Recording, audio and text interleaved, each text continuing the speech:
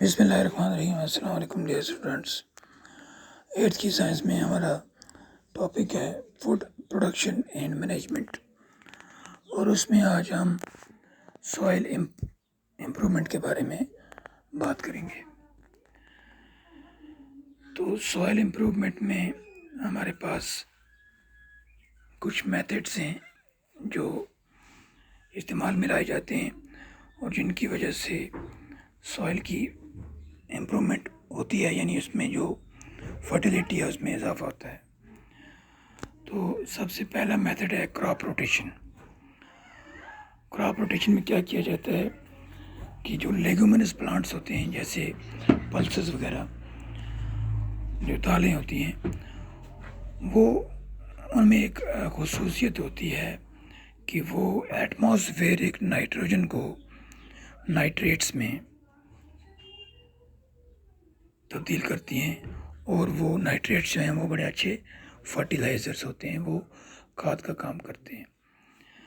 तो ये इस वजह से होता है कि ये जो पल्सेस हैं, इनके नोड्यूल्स में, रूट नोड्यूल्स में, यानी इनकी जो जड़ें होती हैं, इनमें छोटी छोटी गुठलियाँ होती हैं जिन्हें नोड्यूल्स कहा जाता है। उन रूट नोड्यूल्स में एक ख़ास किस्म के बैक्टीरिया होते हैं जिन्हें नाइट्रोजन फिक्सिंग बैक्टीरिया कहा जाता है। वो जो है नाइट्रोजन को नाइट्रेट्स में जो है फिक्स करते हैं। तो वो जो बैक्टीरिया होते हैं उनकी काफ़ी किस्में हैं, काफ़ी किस्म की उनकी स्पीशीज़ हैं। एक है राइजोबियम स्पीशीज़, दूसरा है एजोस्पेरिलियम स्पीशीज़ और एज़ोटोबैक्टर स्पीशीज़। तो अब ये जो इनके रूट नोड्यूल्स होते हैं, इनमें, यानी पल्सेस के, इनमें ये बैक्टीरिया जो हैं, इनमें से किसी एक बैक्टीरिया की स्पीशीज़ वहाँ पर मौजूद होती है, और वो एटमॉस्फेरिक नाइट्रोजन जो है गैस, उसको फिक्स करती है नाइट्रेट्स में। वो कंपाउंड्स होते हैं नाइट्रोजन के जो बहुत ज़्यादा यानी इसकी ज़मीन की जो फर्टिलिटी है उसको बढ़ा देते हैं, एज ए फर्टिलाइज़र काम करते हैं।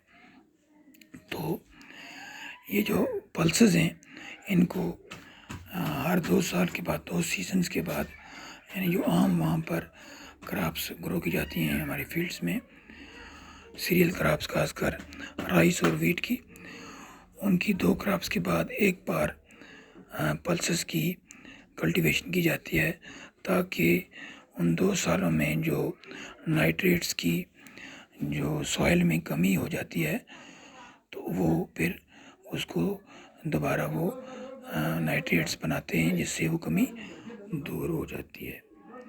तो मिसाल के तौर पर यहाँ पर मिसाल भी दी गई है मेज़ और वीट की। तो उन वीट और मेज़ की जो क्रॉप्स हैं, उनको ग्राउंड नट के साथ अल्टरनेटिवली ग्रो किया जाता है।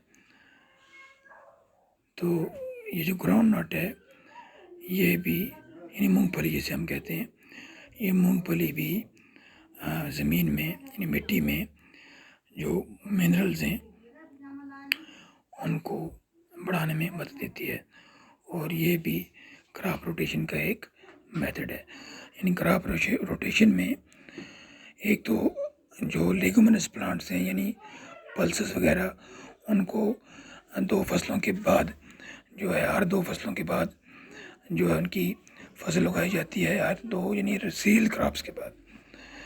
तो उससे क्या होता है, उससे जो सॉइल की फर्टिलिटी है उसमें इजाफा होता है। इसी तरह ग्राउंड नट जो है उसकी भी, यानी एक सीज़न में ग्राउंड नट, एक सीज़न में मेज़ या वीट लगाई जाती है। तो उससे भी क्या होता है, ज़मीन की जो फर्टिलिटी है उसमें इजाफा होता है, खासकर मिनरल्स वगैरह जो हैं, जो ज़रूरत होते हैं प्लांट्स को, वो उनकी जो कमी जो है पूरी हो जाती है। उसके बाद है मिक्सड क्रॉपिंग।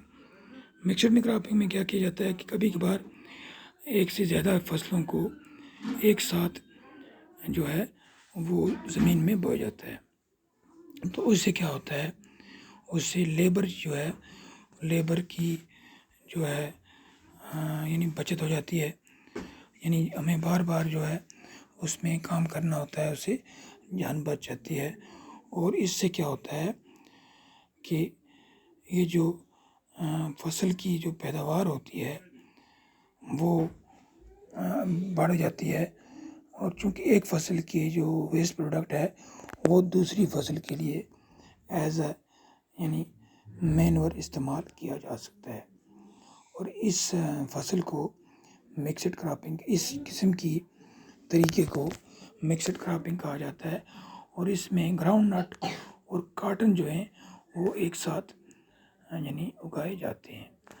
तो उसके बाद एक और तरीका है फील्ड फॉलो। कभी कभार क्या होता है कि फील्ड जो है उसमें कुछ यानी इस फील्ड फॉलो में क्या होता है, कभी कभार जब लगता है किसानों को कि ज़मीन जो है यानी जो खेत हैं उनमें फर्टिलिटी कम हो रही है, तो वो उसे 1-2 सीजन्स के लिए बेकार छोड़ देते हैं, उसमें कोई फसल नहीं उगाते हैं।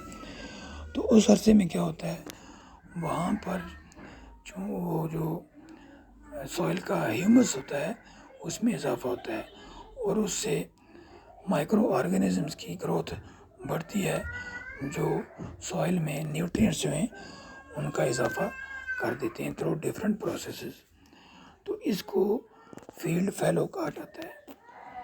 तो ये जो मेथड्स हमने डिस्कस किए, क्रॉप रोटेशन, मिक्सड क्रॉपिंग या फील्ड फैलो, ये मेथड जो हैं वो इस्तेमाल किए जाते हैं ताकि ज़मीन के अंदर जो न्यूट्रिएंट्स हैं और ह्यूमस है उसमें इजाफा हो और सॉइल जो है वो अच्छी तरीके से जो है क्रॉप को ग्रो कर सके। तो ये था हमारा आज का टॉपिक। उम्मीद है आपको अच्छी तरह समझ आया होगा।